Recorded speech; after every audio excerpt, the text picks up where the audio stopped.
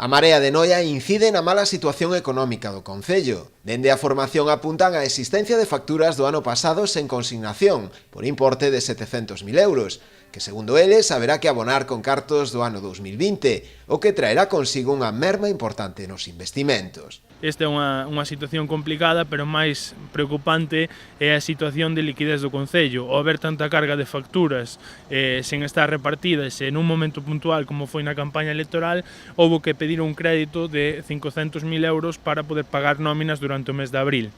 Esa situación que fai que agora vamos a ter a volver a esta situación nun momento de falta de liquidez e volver outra vez a acudir aos bancos, donde facía 10 anos que o Concello de Noia non tiña que acudir a unha entidade bancaria para que lle adiantase ese capital. Tamén fan referencia ao pago a provedores, cun aumento importante no período medio de pago. Actualmente son 58 días, o que supón un incremento nun 3.000% con respecto ao ano anterior. Outra das cuestións que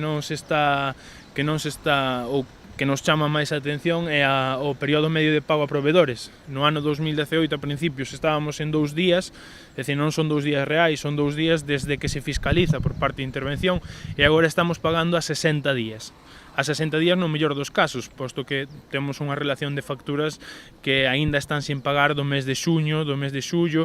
Esta situación é importantísima que haxe que comentar, posto que as pequenas empresas se adiantan o IVA, se adiantan o IRPF, se adiantan os seus impostos, e polo tanto xa os tuveron que pagar. Outra das súas queixas fai referencia a que o Concello leva dende o ano 2018 sen orzamento, o que, segundo eles, provoca restriccións orzamentarias e menor capacidade de investimento, algo que, segundo eles, vai en detrimento dos servizos que se lle prestan a diario aos veciños.